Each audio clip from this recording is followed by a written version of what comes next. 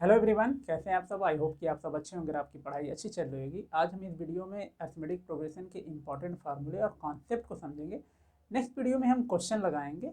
और यार, अगर आप वीडियो देखते हैं तो चैनल को सब्सक्राइब कर लीजिए करिए। सब्सक्राइब करने के कुछ पैसे नहीं लगते। अगर आप सब्सक्राइब कर रहे हैं इस चैनल को तो आपको नॉलेज ही मिलेगा, कोई फालतू की चीज़ तो मिलेगी नहीं। और दूसरी चीज़ यार, वीडियो आप पूरा देखा करिए, क्योंकि यार किसी चीज़ को अगर समझाते हैं ना तो उसके लिए थोड़ा टाइम लगता है, तो इसलिए वीडियो लंबी हो जाती है।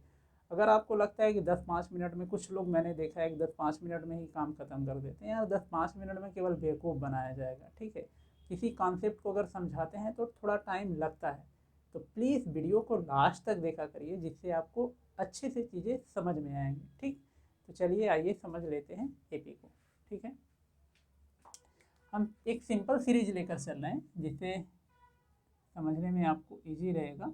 4, 6, 8, 10, 12, 14, 16, 18, ठीक है। अब मान लीजिए कोई ऐसी सीरीज दी है, तो पहला क्वेश्चन यही आता है कि ये एपी में कब कहलाएगा। तो एपी में होने के लिए क्या है कि लेफ्ट वाला और राइट वाले के बीच का डिफरेंस हमेशा सेम आना चाहिए, ठीक है। चाहे जो लें, जैसे 4, 6 लिया या 6, 8 लिया या 8, 10 लिया या 10, 12 लिया या 12, 14 लिया, ठीक है। जस्ट राइट से जस्ट लेफ्ट वाला, ये नहीं कि अल्टरनेट कर दें, ठीक है। हमेशा क्या आना चाहिए, सेम आना चाहिए। तो जब सेम आता है तो बोलते हैं क्या, हमारा एपी में। और इसी जो डिफरेंस सारे में सेम आता है, क्योंकि कोई भी चीज़ जब सारे में सेम आती है उसे बोलते हैं कॉमन। क्या बोलते हैं उसे, कॉमन बोलते हैं। तो इसीलिए उसको क्या बोल देते हैं हम लोग, कॉमन डिफरेंस बोलते हैं। क्या बोलते हैं, कॉमन डिफरेंस, ठीक है। और जो नोटेशन लिया जाता है आपकी बुक में वो स्मॉल डी से लिया जाता है। इस केस में कॉमन डिफरेंस क्या हो गया हमारा, 2, ठीक है। चलिए अब पहला फार्मूला देख लेते हैं, जिसे हम लोग ए एन और टी एन एन टर्म बोलते हैं। तो कुछ बुक में टी एन लिखता है, कुछ में ए एन लिखता है, तो मैं वही लेकर चल रहा हूँ। फार्मूला होता है फर्स्ट टर्म मीन्स ए n-1 इंटू डी, ठीक, ये होता है, ठीक है। अब यहाँ पर क्या होता है, बच्चों के साथ मैंने देखा है, कई सारे बच्चों के साथ उनको प्रॉब्लम होती है कि भाई जब क्वेश्चन पूछा जाता है तो वो कंफ्यूज हो जाते हैं कि हमें एन फाइंड करना है या टी एन फाइंड करना है, ठीक। जैसे समझ लेते हैं, ये एक आपका सीरीज दिया है, पूछ लिया जाए कि is which term is 16 of this AP, ठीक है। अब यहाँ पर which term is 16 of this AP, तो यहाँ पर हमें क्या फाइंड करना है, हमें 16 की प्लेस वैल्यू फाइंड करनी है। किस प्लेस पर है, प्लेस का मतलब यन हो गया, ठीक है, ठीक। और पूछ ले कि fifth term of this AP, जब फिफ्थ टर्म आ गया, टी एच आ गया उसमें, मतलब फिफ्थ प्लेस पर हमारा क्या है। एक तो हो गया कि विच टर्म, टर्म जहां पर आया क्या हो गया, विच टर्म, एक तो ये हो गया। एक होता है फिफ्थ टर्म, ठीक है। एक हो गया विच टर्म, यहाँ केवल टर्म है, यहाँ पर फिफ्थ है। इसमें क्या होगा, विच टर्म इज 16, ठीक है। अब यहाँ पर हमें क्या फाइंड करना है, यहाँ पर हमें फाइंड करना है एन, टर्म आया मीन्स एन फाइंड करना है। अब बोल दिया fifth term of this AP, what is the fifth term of, ठीक है, मैं यहाँ पर लिख दूँ व्हाट इज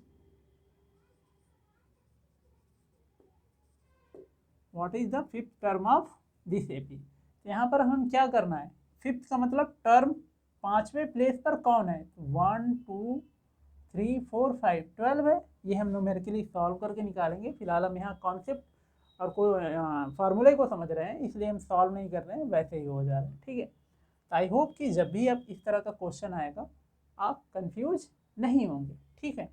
क्लियर हो गया। जब बोले व्हाट फिफ्थ टर्म, फिफ्थ का मतलब 5 टर्म पर फिफ्थ प्लेस पर कौन है, और बोल दे विच टर्म इज 16, ठीक है। तो टर्म पूछा है, मतलब यहाँ एन फाइंड करना है, और ये टी एन और ए एन दिया हुआ है। और ये टी एन और ए एन है, इसे आज सभी लोग पढ़ते हैं nth term of the AP, लेकिन एक्चुअल में देखा जाए तो इसको और थोड़े से एक्सप्लेन करके लिखना चाहिए था कि nth term from the beginning, क्योंकि एक और फार्मूला होता है nth term from the last. क्या होता है, nth term from the last.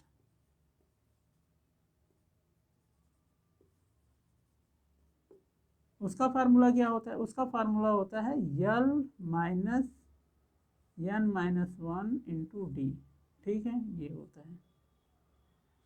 लेकिन ये फार्मूला कब लगेगा? ये फार्मूला तभी लगेगा जब हमारी सीरीज क्या होगी? फाइनाइट होगी। अभी हमारी सीरीज कैसी है? हमारा एपी कैसा है? इनफाइनाइट है। तो जब इनफाइनाइट होता है तो वहाँ पर लास्ट टर्म हमें कभी पता नहीं चलता, क्योंकि यहाँ पर देखो लास्ट टर्म दिया हुआ है। ठीक है, क्या दिया है? लास्ट टर्म दिया हुआ है, लेकिन यहाँ पर लास्ट टर्म नहीं है। अगर मैं इसी को फाइनाइट बना दूँ तब यहाँ पर ये फार्मूला लग जाएगा, क्योंकि अभी हमें लास्ट टर्म पता हो गया 18। अब वही चीज़ 16 की बात कर लें, 16 को ले लेते हैं। नहीं, 16 को नहीं बल्कि 12 को लेते हैं। अगर फाइनाइट हो तब क्या प्रॉब्लम आती है इसमें जैसे अगर मैं 12 का पूछूं कि nth टर्म, सॉरी, ठीक है, हाँ, 12 किस टर्म पर है? ठीक है, 12 की पोजीशन क्या होगी? बिगिनिंग से क्या होगी? 1 2 3 4 5 होगी। लेकिन क्या इधर से है? नहीं, इधर से कौन सा प्लेस है? 1 2 3 4, इधर से लास्ट से 5th है और बिगिनिंग से 5 है। ठीक है, तो आई होप कि आपको समझ में आ गया। और ये बहुत ही इंपॉर्टेंट फार्मूला है, बहुत ही इंपॉर्टेंट फार्मूला है। बच्चे अक्सर इसे मिस कर जाते हैं। एग्जामिनर वही क्वेश्चन पूछता है कि जिसको सब छोड़ दें, क्योंकि कॉमन चीज़ें देखो सब लर्न करके जाते हैं। ठीक है, ये फार्मूला लगभग हर बच्चे को लर्न होगा। ठीक है, लेकिन ये फार्मूला बहुत कम बच्चे लर्न करते हैं। अब फिर क्वेश्चन एग्जामिनर यहीं से बना ले जाता है, और बोर्ड में पूछा गया है, ऐसा भी नहीं कि मैं ऐसे ही बता रहा हूँ, बोर्ड में पूछा गया है ये। ठीक है, आई होप कि ये क्लियर हो गया। हमारे दो फार्मूले हो गए, एक तो हमारा ये हो गया, दूसरा हमारा ये हो गया। और लास्ट टर्म का फार्मूला भी यहीं पर आता है, सेम यही होता है। अगर मान लीजिए इस केस में लास्ट टर्म का फार्मूला हो तो एल इक्वल टू यहीं पर लिख लेते हैं, L equal to same A plus N minus one into D. और ये जो फार्मूले अभी आप समझ रहे हैं, जब इनका यूज़ करेंगे तब और ज़्यादा क्लियर होंगे। तो नेक्स्ट वीडियो में मैं जब आपको क्वेश्चंस बताऊंगा, ठीक है, तब ये फार्मूले और ज़्यादा क्लियर होंगे। फिलहाल अभी आप अच्छे से कॉन्सेप्ट को समझ लीजिए कि क्या कॉन्सेप्ट है, फार्मूले की मीनिंग क्या है, क्या नहीं है। ठीक है, क्वेश्चन लगाएंगे तो वहाँ पर तो सॉल्व होते रहेंगे। ठीक है, ये हो गया। और तीसरा एक और बनता है, उसको भी देख लीजिए। ठीक है, अगर मान लीजिए कोई 3 कॉन्जिक्यूटिव टर्म एपी में हो तो उनके बीच रिलेशन क्या हो सकता है? जैसे यहाँ पर ये दिया है, इन्हीं 3 को मैं ले ले रहा हूँ। क्या ले ले रहा हूँ? 4 6 और 8, इनको मैं अलग अलग नाम दे रहा हूँ। 4 को मैं ए ले रहा हूँ, ये बी ले रहा हूँ, ये सी ले रहा हूँ। क्या होता है कि बीच वाले में अगर हम 2 से मल्टीप्लाई कर दें तो फर्स्ट और थर्ड के सम के इक्वल होता है। कोई भी एपी हो, कोई भी, ये कंडीशन फॉलो करेगा। ठीक है, अब यहाँ पर कोई भी 3 टर्म ले लेंगे, ये 3 टर्म इस कंडीशन को फॉलो करेंगे तो आपका एपी में है। ठीक है, अगर इस कंडीशन को फॉलो नहीं कर रहे हैं, 3 कॉन्जिक्यूटिव, कोई भी 3 कॉन्जिक्यूटिव ले लें, चाहे ये 3 ले लें, चाहे ये 3 ले लें, चाहे ये 3 ले लें, चाहे ये 3 ले लें, ठीक है, इस कंडीशन को फॉलो करेंगे। ठीक है, अगर हम देखना चाहें तो क्या है, 2 में 6 का मल्टीप्लाई करेंगे कितना आ जाएगा? 12 आ जाएगा। 4 और 8 को ऐड करेंगे तो 12 आ जाएगा। फिर इस यहाँ पर देख लें, ठीक है, 12 में मल्टीप्लाई करें तो कितना आया? 24, और फिर 8 10 और 14 को ऐड किया 24। ठीक है, ये भी आप याद रखिए, क्योंकि ये सब चीज़ें बहुत ही काम देती हैं जब हम क्वेश्चन सॉल्व करते हैं। अगर ये चीज़ें हमें पता होती हैं तो क्वेश्चन हमारा बहुत ही ईजी और कम समय में हो जाता है। ठीक है, एक तो हो गया। अब चौथा देख लेते हैं। ठीक है, मान लीजिए आपका कॉमन डिफरेंस दिया हुआ है और फर्स्ट टर्म दिया है, एपी पूछ लिया, तो एपी कैसे निकालेंगे? तो क्या होता है, पहला तो फर्स्ट टर्म तो आप सभी जानते हैं ए। दूसरे टर्म के लिए क्या होता है, फर्स्ट टर्म में डी ऐड कर दीजिए। ठीक है, थर्ड टर्म के लिए क्या होगा, फिर नेक्स्ट टर्म पाने के लिए हमेशा डी क्या करते जाइए, लेफ्ट वाले में डी ऐड करते जाइए। इसमें फिर डी ऐड करेंगे कितना हो जाएगा? D plus D 2d, D plus D कितना हो गया? ए प्लस 2d।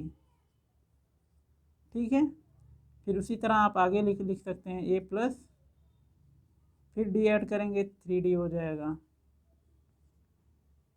ठीक है, ये चीज़ भी ध्यान देने वाली है। यहाँ पर मैं लिख दूँ थोड़ा सा साफ। ठीक है, अब देखिए यहाँ पर सिंगल डी है तो सेकेंड टर्म है, और ये डबल डी है तो थर्ड टर्म है, ट्रिपल डी है क्या है, फोर्थ टर्म है। ठीक है, मतलब ये और प्लस ये, इसको ऐड करके आप टर्म निकाल सकते हैं कौन सा टर्म है। और इससे क्या होता है, 1 मार्क्स के क्वेश्चन पूछे जा सकते हैं। कैसे पूछे जा सकते हैं, जैसे एग्जामिनर पूछ लिया कि मान लीजिए किसी टर्म कोई एपी है, उसका लास्ट टर्म कितना है, ए प्लस 22,000 डी है। कितना है, ए प्लस 2000 डी है। बोल दे कि एग्जामिनर कि ये लास्ट टर्म है, अब इसके कितने नंबर ऑफ टर्म है आपको बताने हैं। क्या होगा, 2000 तो ये है प्लस एक ये, कितने टर्म हो गए इसमें, 2001 टर्म हो गए। तो नंबर ऑफ टर्म कितने हो गए इसमें, 2001 टर्म हो गए। और इसी का भी यूज अभी आगे होगा, तो उसको देखते रहिएगा। ठीक है, आई होप कि ये आपको क्लियर हो गया। अब आते हैं एक और, ये तो 4 हो गया। अब फिफ्थ पार्ट पर आते हैं। फिफ्थ जो हमें चीज़ें लर्न करनी होंगी, जाननी होगी। मान लीजिए कोई एपी है और उसमें बोल दिया क्वेश्चन में कि 3 consecutive AP, 3 consecutive AP, the product of 3 consecutive AP is इतना, सम ऑफ इतना। ठीक है, तो यहाँ पर केवल बोल दिया है 3 4। जब भी कोई 3 लेना होगा, 3 नंबर इन एपी में क्या लेंगे, 3 नंबर या टर्म लिख लेते हैं, नंबर नहीं बल्कि टर्म लिख लेते हैं। 3 term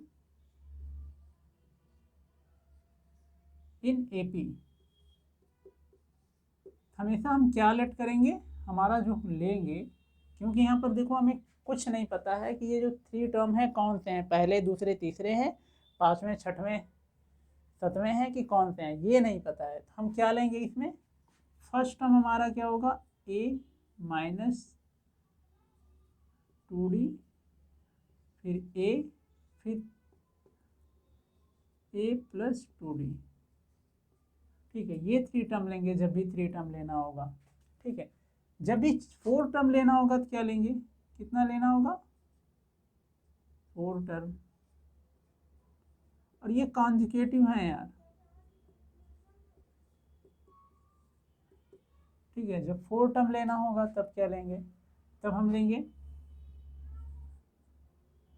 a minus 3d, a minus d, a plus d, a plus 3d। ठीक है, ये टर्म है। जब भी लेट करना होगा कि केवल बोल दे 4 term in AP, the sum of the 4 term in AP इतना, on the product of 4 term equal to इतना, हम ये लेंगे। जब 5th टर्म लेना होगा, 5 टर्म इन एपी, तब क्या होगा हमारा, जब 5 टर्म लेना होगा तो हम लेंगे a minus 2d, a minus d, a comma a plus d, comma a plus 2d। सारे को जब भी आप माइनस करेंगे, इससे इसको माइनस करेंगे तो d मिलेगा आपको, a कैंसिल आउट, d में से d। ठीक है, सारे सेम आएंगे। अब देखिए इसमें और इसमें 2 टाइप के क्वेश्चन बनेंगे। एक क्वेश्चन देख लीजिए, थोड़ा समझ लीजिए इसको। क्या कहेगा वो कि 5th and 4th term, question है ऐसा, बोल दे कितना, 5th और 4th टर्म, बोल दें कितना, 5th टर्म एंड 5th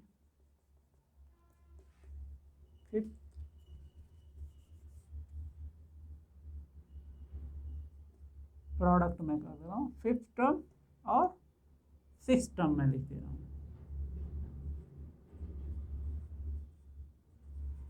ठीक है, तब क्या करेंगे, अब यहाँ पर क्या लेंगे, यहाँ से लेंगे नहीं।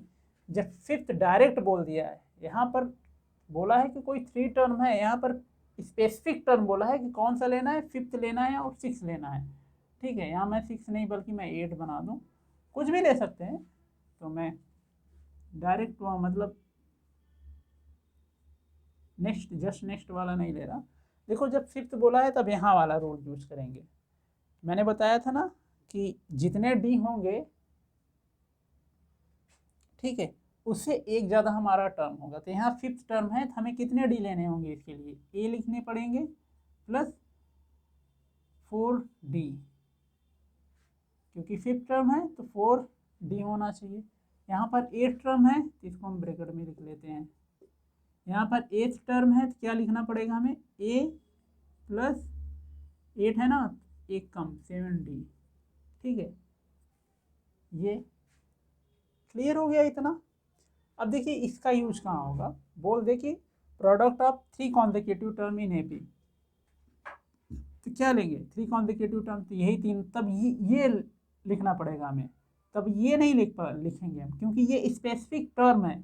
बोल दिया, स्पेशली बोला है फिफ्थ और एट्थ लेना है, लेकिन जब बोलेगा 3 टर्म तो वहाँ हमें ये नहीं पता कि 3 टर्म कौन से 3 टर्म, तो वहाँ तब हमें ये लेना पड़ेगा। 4 टर्म बोल दिया तब ये लेना पड़ेगा, 5 टर्म बोल दिया तब ये लेना पड़ेगा।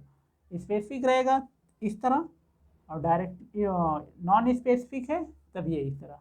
ठीक है, आई होप कि ये चीज़ें आपको अच्छे से क्लियर हो गई, और जब भी क्वेश्चन लगाएंगे तो इसमें कोई कन्फ्यूजन नहीं होगा। ठीक है, और दूसरी चीज़ इसको मैं थोड़ा सा और समझा दूँ। ठीक है, ये जैसे मैंने बोला ना कि ये सेकेंड टर्म होगा, फिर ये a plus 2d third term होगा। देखो ज़रूरी नहीं कि ये स्टैंडर्ड ही है, ये तब है जब कॉमन डिफरेंस d है। मान लीजिए कॉमन डिफरेंस 2d आ गया, 3d आ गया, 4d आ गया, तो इस हिसाब से चेंज हो जाएगा। ठीक है, क्लियर है इतना। चलिए नेक्स्ट फार्मूला हमारा होता है sum formula, sum of the nth term. क्या होता है, Sn denote sum of the nth term equal to n/2 bracket 2a plus n-1 into D. ठीक है, ये होता है। ये कब होता है, जब हमें लास्ट टर्म नहीं पता होता। लेकिन जब अगर हमें लास्ट टर्म पता है तब क्या लिखते हैं हम, तब लिखते हैं n/2 l प्लस a। ठीक है, जैसे अगर इस सीरीज के केस में हम लें तो हम जो हमें सम ऑफ nth टर्म पूछ लिया, तो हमें यहाँ लास्ट टर्म पता है 18, तो हम ये फार्मूला लगाएंगे। अगर इनफाइनाइट सीरीज की होगी, ठीक है, इनफाइनाइट सीरीज की हो या तो फाइनाइट हो, लास्ट टर्म हमें नहीं पता हो, तब हम ये फार्मूला लगाएंगे। ठीक है, आई होप कि आपको ये क्लियर हो गया। और ये इसमें चेंज कैसे हुआ उसको भी हम चेंज कर लेते हैं। ठीक है, तो इसको हम क्या लिख लें, n/2।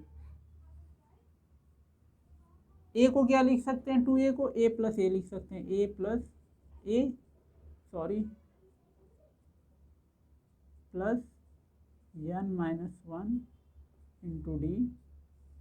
ठीक है, अब देखिए ये कितना है, ये l है ना, यहाँ से देखिए, ठीक है, ये है ना a, इसकी जगह पर हमने क्या रख दिया, l रख दिया, तो l प्लस ए n/2। ठीक है, क्लियर हो गया। इतने फार्मूले एपी में है। ठीक है, और बाकी जो है मैं आपको बताता रहूँगा। जो क्वेश्चन नेक्स्ट वीडियो में जब हम क्वेश्चन सॉल्व करेंगे तो ये फार्मूले और अच्छे से समझ में आएंगे, क्योंकि वहाँ पर इनका यूज होगा। अभी तो हमने केवल क्या समझा है कि फार्मूले हैं कैसे, इनका मीनिंग क्या है, कॉन्सेप्ट क्या है। ठीक है, जब क्वेश्चन लगाते हैं तो वहाँ पर तरह तरह के क्वेश्चन मिलते हैं, तब तब फार्मूले और ज़्यादा क्लियर होते हैं। तभी तक आपने अगर लास्ट तक वीडियो देख लिया है तो यार लाइक कर दीजिएगा, चैनल को सब्सक्राइब कर दीजिएगा, आप दोस्तों के साथ शेयर ज़रूर करिएगा। ठीक है, और अब नेक्स्ट वीडियो में हम इसके क्वेश्चन को सॉल्व करेंगे, तो बेल नोटिफिकेशन ऑन कर लीजिएगा जिससे आपको नोटिफिकेशन मिल जाए। ठीक है, तो अपना ख्याल रखिए, जमकर पढ़िए, खूब मेहनत करिए। मिलते हैं आपसे अगले वीडियो में।